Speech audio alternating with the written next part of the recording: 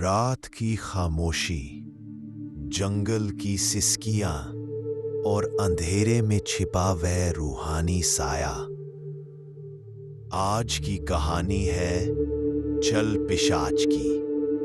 वह पिशाच इंसानों की आत्मा को चलते चलते निगल लेता है और जिसकी परछाई तक देखकर आदमी पागल हो जाता है। अगर हिम्मत है तो चलिए इस कहानी में कदम रखते हैं। रात की खामोशी, जंगल की सिसकियां और अंधेरे में छिपा वह रूहानी साया।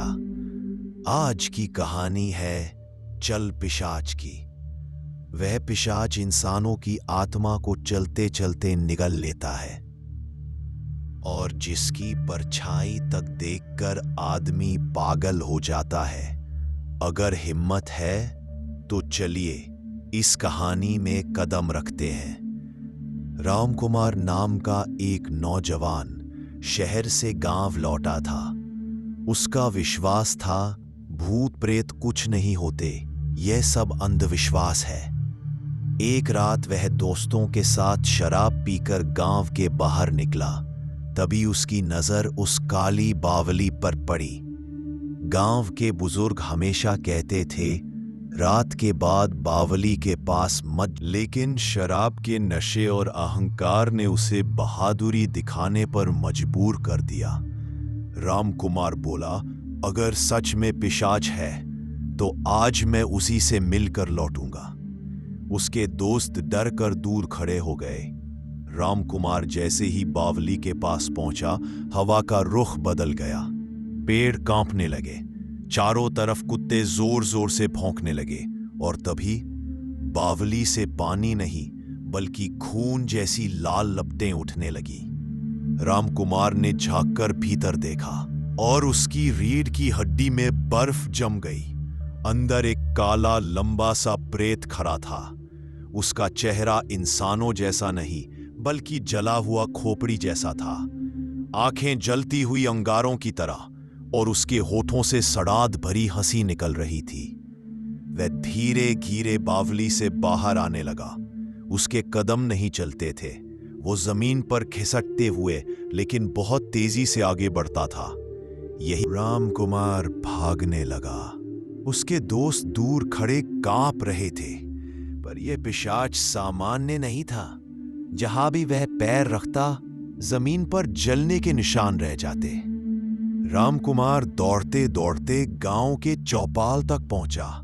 उसके दोस्त चिल्ला रहे थे, पीछे मत देखना, मत देखना। लेकिन इंसान का सबसे बड़ा डर यही होता है, पीछे देखने की गलती। जैसे ही उसने पीछे मुड़कर देखा, पिशाच उसकी परछाई में घुस गया। रामकुमार चीखते चीखते जमीन पर गिरा और उसका शरीर तड़पने लगा। गांव वाले दौड़े, लेकिन जब सब पहुंचे तो उन्होंने देखा रामकुमार के चेहरे पर खून के धब्बे थे। आंखें बाहर निकल चुकी थीं और उसका पूरा शरीर सूखकर कंकाल बन चुका था। उसकी आत्मा वहीं चौपाल पर तड़पती हुई सबके सामने धुंध में बदल गई। गांव में हाहाकार मच गया। सबको यकीन हो गया कि चल पिशाच फिर जाग चुका है और अब उसका अगला शिकार कोई भी हो। रामकुमार की मौत के बाद पूरे गांव में मातम छा गया। लोग घरों से बाहर निकलने से डरने लगे। बच्चे रोते थे, औरतें दरवाजों पर नींबू मिर्च लटकाने लगी। बुजुर्ग कहने लगे, चेतावनी दी थी, बावली में चल पिशाच बंद है, किसी ने उसे जगा दिया है। लेकिन सवाल ये था, अब उसका अगला शिकार कौन होगा? रात के समय गांव पर अजीब खामोशी छाने लगी। कुत्ते लगातार भौंकते, पर दिखता कुछ नहीं था। औरतें कहती, चल पिशाच की परछाई घर की दीवारों पर चलती है और जिसकी छाया पर वह चढ़ जाए उसकी मौत पक्की है। गांव के बीचों बीच हरिहर बाबा नाम का तांत्रिक रहता था। उसने ऐलान किया, आज की रात अगर कोई बावली के पास जाएगा तो वह जान से जाएगा। पिशाच खून की तलाश में है, लेकिन किस्मत किसी को नहीं छोड़ती। उस रात ग्राम प्रधान की बेटी सुशीला अचानक लापता हो गई। उसके घर में चीखें गूंजने लगी, लेकिन किस्मत किसी को नहीं छोड़ती। उस रात ग्राम प्रधान की बेटी सुशीला अचानक लापता हो गई। उसके घर में चीखें गूंजने लगी। सब लोग टिमटिमाती मशालें लेकर खोज में निकले, और तभी गांव के किनारे उस पुरानी पीपल के पेड़ के नीचे उन्होंने सुशीला को देखा। वह खड़ी थी, पर उसकी गर्दन पूरी तरह पीछे मुड़ी हुई थी। चेहरे पर खून, आंखें खाली और होंठों पर अजीब सी मुस्कान। लोगों के देखते ही देखते उसकी आवाज आई, बचाओ, कोई है क्या, बचाओ। लेकिन आवाज उसके मुंह से नहीं, उसके गले की नसों से निकल रही थी। फिर अचानक उसके पीछे से वही चल पिशाच निकला। उसने सुशीला के शरीर को अपनी लंबी जीभ से चाटना शुरू कर दिया और पूरा शरीर काला होकर जमीन पर गिर पड़ा। गांव वाले इकट्ठा होकर हरिहर बाबा के पास पहुंचे। उन्होंने कहा, अब अगर हम कुछ नहीं करेंगे तो चल पिशाच पूरे गांव को खा जाएगा। बाबा ने मंत्र पढ़े और एक ताबीज निकाला। उन्होंने चेतावनी दी, पिशाच सिर्फ बावली से बाहर आया है।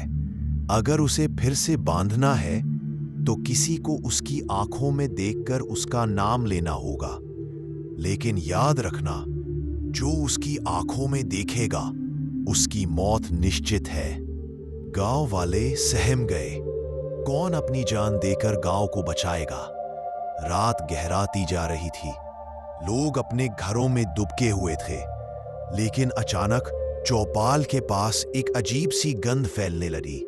सड़ते हुए मांस और जलते हुए लोहे जैसी गंध। लोग खिड़की से झांककर देखते तो बस इतना दिखाई देता, एक परछाई दीवारों पर रेंग रही है, और हर बार जब वह गुजरती दीवार पर खून का निशान छोड़ जाती। हरिहर बाबा ने कहा, ये उसका खेल है। तीसरी रात आते ही गांव पर अजीब सा सन्नाटा छा गया। चांद पूरा गोल था, लेकिन उसकी रोशनी भी गांव तक पहुंचने से पहले धुंध में घुल जाती थी। कुत्ते चुप हो चुके थे। बैल खूंटे से बंधे कांप रहे थे। गांव के लोग अब चौपाल पर नहीं, बल्कि अपने अपने घरों में छिपकर ताले जड़ चुके थे। लेकिन अंधेरे में चल पिशाच किसी का भी दरवाजा खोल सकता था। हरिहर बाबा ने अपने कमरे में हवन शुरू किया। धुएं में उन्होंने मंत्रों का जाल फैलाया ताकि पिशाच गांव के भीतर न आ सके। उन्होंने कहा, उसकी ताकत इंसानों के डर से बढ़ती है।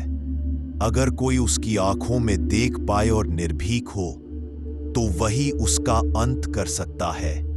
लेकिन कौन होगा इतना साहसी? गांव वाले बाबा की ओर देख रहे थे, पर बाबा ने सिर झुका लिया। मेरी उम्र निकल चुकी है, अब कोई जवान ही। तभी वहां रामकुमार का छोटा भाई गोविंद आया। उसकी आंखें लाल थी, चेहरा गुस्से से भरा। मेरे भाई को पिशाच ने मारा, मैं ही उसका सामना करूंगा। बाबा ने उसे रोका। गोविंद, अगर उसकी आंखों में देखोगे तो तुम्हारी आत्मा हमेशा के लिए उसकी दास बन जाएगी। लेकिन गोविंद अड़िग था। आधी रात होने पर पूरे गांव में पांव घिसटने की आवाजें गूंजने लगी। घर घर, हर घर के दरवाजे पर उसकी छाया रेंगने लगी। कुछ लोग खिड़की से झांकने की कोशिश करते और तुरंत उनकी आंखें खून से भर जाती। तभी अचानक गांव के कुएं से पानी नहीं, बल्कि काले धुएं का गुबार उठने लगा। उस धुएं से ही चल पिशाच बाहर निकला।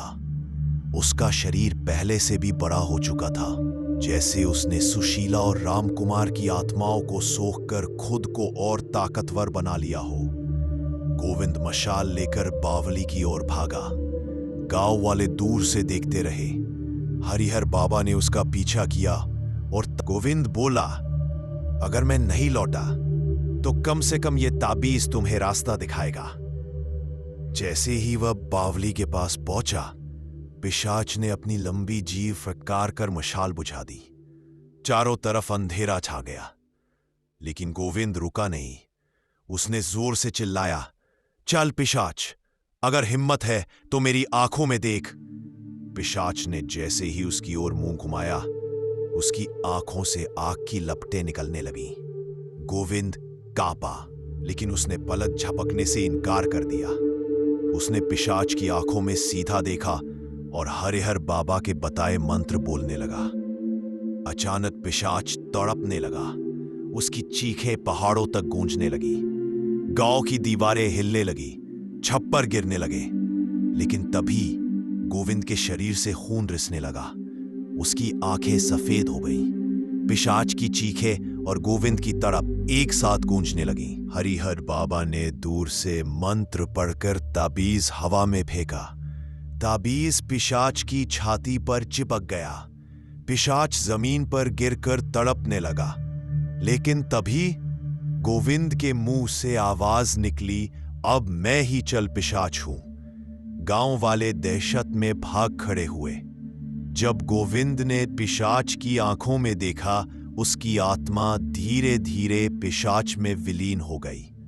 अब गांव के सामने वही खड़ा था, न आधा इंसान न आधा प्रेत, बल्कि एक नई भयावह शक्ति। उसकी आंखें खून की तरह लाल थीं, चेहरे पर इंसानी मासूमियत नहीं रही, और उसकी आवाज दो अलग अलग गले से एक साथ निकल रही थी, एक गोविंद की, दूसरी पिशाच की। वह बोला, अब मैं गोविंद भी। गोविंद ने गांव की ओर कदम बढ़ाए। जहां उसके पांव पड़ते वहां जमीन सड़ने लगती। पशु पागल होकर इधर उधर भागने लगे।